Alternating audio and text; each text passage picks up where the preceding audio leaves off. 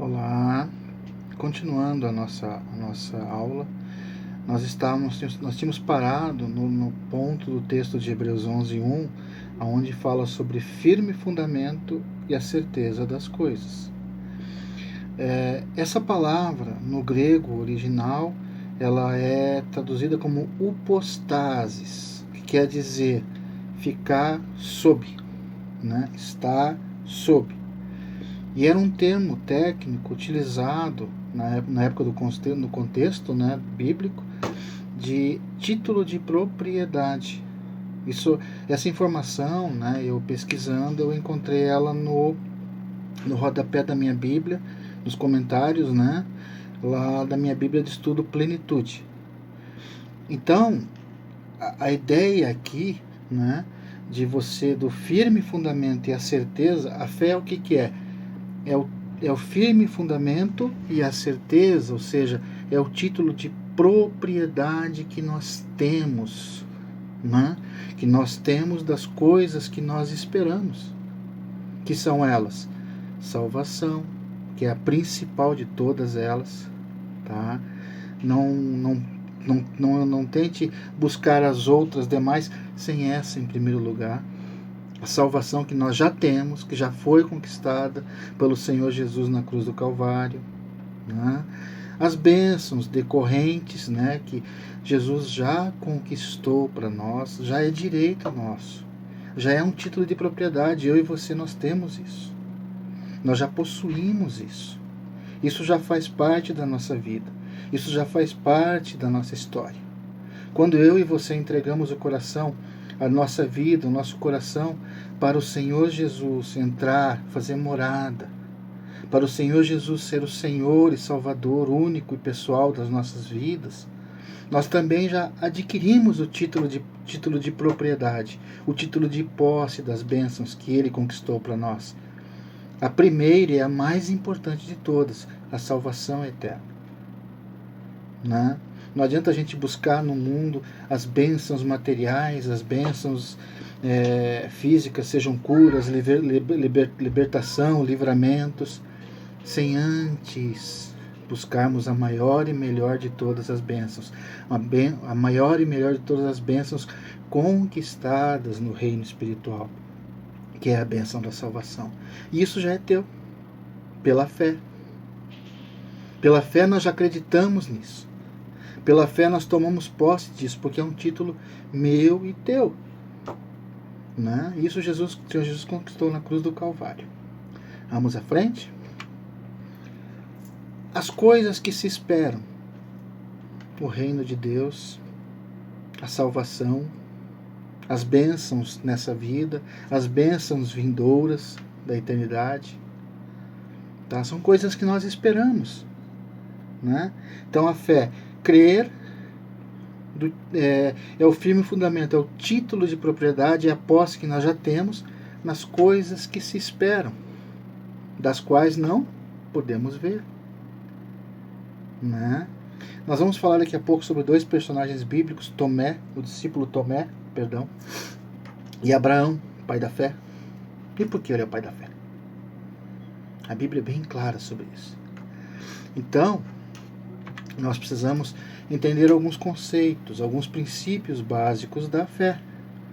Primeiro ponto: a fé, ela trabalha onde? No nível do nosso espírito, então, do nosso espírito. E ela então é considerada praticamente um alimento para nós. Ela nutre o nosso espírito. É a nossa fé que nutre a nossa vida espiritual, porque ela acontece no espírito, acontece no coração, né? Diferentemente da fé natural, que todos nós acreditamos. O que é a fé natural? A fé natural é aquilo que eu sinto, é aquilo que eu vejo. Eu acredito porque eu estou vendo, eu acredito porque eu estou sentindo. O ar, se alguém me beliscar, eu acredito que alguém me beliscou porque eu senti, né? Se eu levar uma injeção, eu acredito que eu tomei uma injeção porque eu senti, né? Tomé, por exemplo, até adiantando, Tomé, por exemplo, ele precisou sentir os cravos nas mãos de Cristo. Ele precisou sentir na lateral dele o furo da lança. para depois acreditar. Isso é uma fé natural. Todos nós temos. Né? Nós acreditamos que o Sol existe, por quê? Porque nós sentimos na nossa pele o calor dele. Nós vemos ele. Nós estamos enxergando. Sabemos que a Lua existe, por quê? Porque nós estamos vendo. Né? Então, essa é a fé natural. É a fé que trabalha na mente. É a fé que está na mente. No nosso intelecto, no nosso raciocínio. A fé espiritual, ela não precisa esperar as evidências físicas. Ela acredita naquilo que já que vai acontecer. Nós não estamos vendo ainda. Ninguém que está assistindo esse vídeo agora viu o céu, viu a eternidade. Mas nós acreditamos. Por quê? Primeiro, a palavra de Deus nos fala. E é a palavra de Deus que alimenta a nossa fé. É a palavra de Deus que transforma a nossa fé. Através do Espírito Santo, da revelação do Espírito Santo. Então, queridos, eu quero dizer 2 pontos importantes. Fé na mente e a fé no coração. A fé na mente é isso que eu falei. Nós acreditamos porque sentimos. E a fé no coração, tá, é aquilo que nós não estamos vendo ainda, mas nós sabemos que já o temos, através da fé. A fé bíblica, a fé espiritual, a fé no coração. Salvação eu creio porque eu não estou vendo a salvação ainda. Eu não cheguei lá. Mas eu vou. Por quê? Eu sei que o meu Senhor conquistou na cruz do Calvário pela minha vida. E eu tomei posse disso. É um título de propriedade. A fé fala sobre isso. Nós acabamos de falar sobre isso. Então, Kenneth Hagin, ele diz que nós precisamos primeiramente crer no coração que recebemos algo, que recebemos, não é receberemos, que recebemos algo. E então receberemos. Isso é a fé espiritual. A esperança nos diz assim: vou recebê-lo algum dia. Agora, a fé, né? A fé espiritual diz assim: já possuo agora. Já tenho agora. Eu preciso da cura do câncer. Preciso da cura da cegueira. Eu preciso libertação de um filho que está nas drogas. Eu creio agora que ele já está liberto. Eu creio agora que ele já está curado. E aí recebemos. Nós não estamos vendo o que vai acontecer. Mas nós já acreditamos. E essa é a fé do coração. E em cima dessa fé, o que é que eu quero colocar? Fé na mente é a fé natural. Ela é necessário que a comprovação através dos sentidos. E isso não produz resultados espirituais.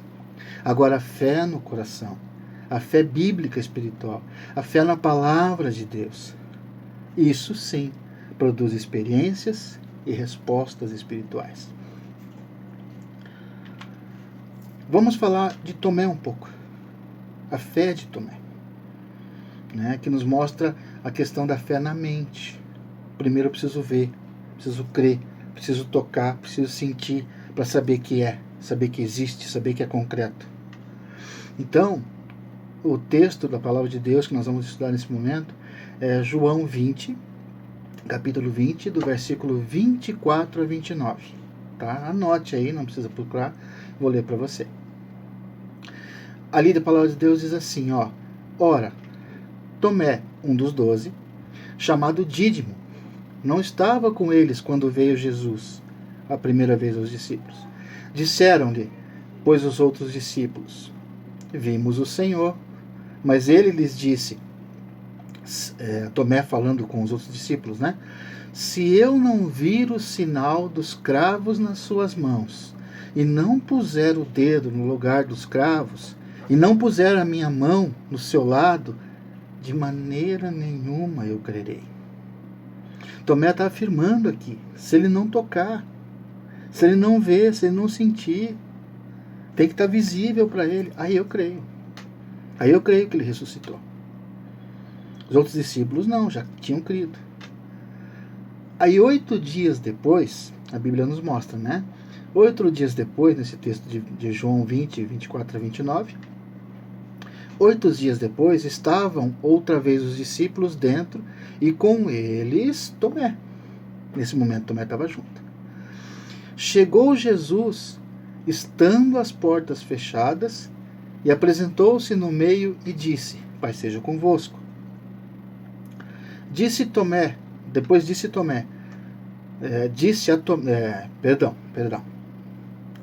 Jesus depois disse a Tomé: Põe aqui teu dedo e vê as minhas mãos. Chega a tua mão e põe-na no meu lado. Não sejas incrédulo, mas crente. Aí Tomé respondeu para ele e disse-lhe, Tomé respondeu e disse-lhe: Senhor meu e Deus meu. Uma afirmação de Tomé. Aí Jesus olhou para ele e disse: Porque me viste, Tomé, creste? Bem-aventurado, feliz, contente, realizado os que não viram e creram. Então Jesus está falando aqui de nós. Nós não vimos Jesus, mas nós cremos que Ele existe. Não que Ele existiu, que Ele existe, porque Ele ressuscitou, está vivo.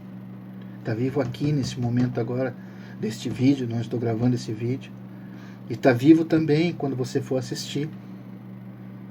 Tá? Ele falou assim: bem-aventurados que não viram e creram. Então Tomé usou a fé natural, a fé humana, a fé na mente. Ou seja, ele precisava sentir para crer, diferentemente de Abraão, que é o que nós vamos ver agora. Abraão, considerado o pai da fé, e não é por pouco motivo, por bastante motivo. E a Bíblia nos mostra relatos dele, a saída de Ur dos Caldeus, Imagina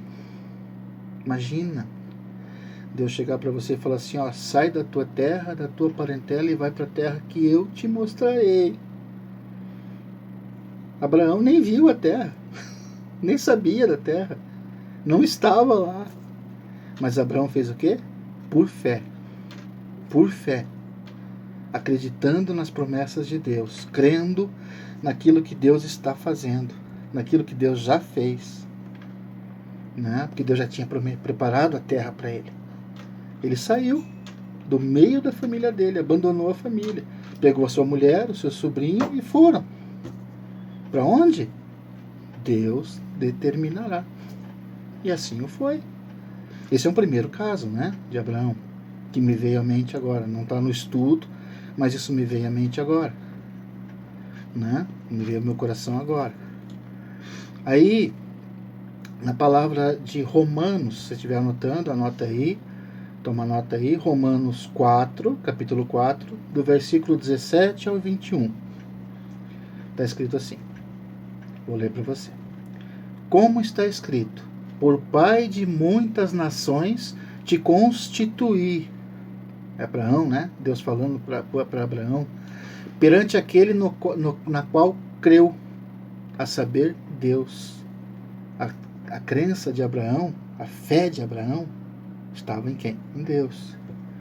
Olha, o qual vivifica os mortos e chama as coisas que não são como se já fossem. O qual em esperança creu contra a esperança, que seria feito pai de muitas nações. Conforme o que lhe fora dito, assim será tua descendência. E olha só a continuação aqui, E não, Abraão, Deus falando a respeito de Abraão, e não enfraqueceu na fé, nem atentou, nem olhou, para o seu próprio corpo já amortecido, a circunstância. Abraão era um homem de uma idade avançadíssima, pela ciência, pela medicina, talvez não pudesse ser pai, já tinha passado o tempo, ele não teria condições, mas Deus fez a promessa. E Abraão não atentou para isso, não atentou para o corpo dele, não atentou pelo estado de idade avançada que ele estava. Ele acreditou, Ele não enfraqueceu a fé. Né? Aí ele fala assim, pois já era quase 100 anos. Né? Nem tão pouco, ele também nem tão pouco, né, deu olhar para o amortecimento do ventre de Sara. Ou seja, Abraão não olhou para as circunstâncias físicas, dizendo, não tem condição, como é que vão fazer? Você é um homem velho, ela já passou de repente da idade de ser frutífera, na questão de dar luz, de trazer à luz filhos, né? Já passou da idade disso, o corpo já nem produz mais, né? Para esse fim. Mas Abraão não olhou para nada disso. Abraão se fortaleceu na fé em Deus, daquele que faz as coisas as coisas que não são como já se for, como já são, né? Ó, e não duvidou da promessa. Uma coisa que é importante: Abraão não duvidou, mesmo independente das circunstâncias. Né? Já vou falar sobre isso. E não duvidou da promessa de Deus por incredulidade, assim como Tomé, mas foi fortificado na fé, ou seja, recebeu no seu coração o alimento para a sua fé. Dando glória a quem? A Deus. Sempre, sempre, sempre, sempre. Independente da circunstância que você esteja vivendo. Dê glória a Deus. Agradeça, louve, exalte o nome do Senhor. Sempre. Tá? Que é dando glória que a gente vence as batalhas.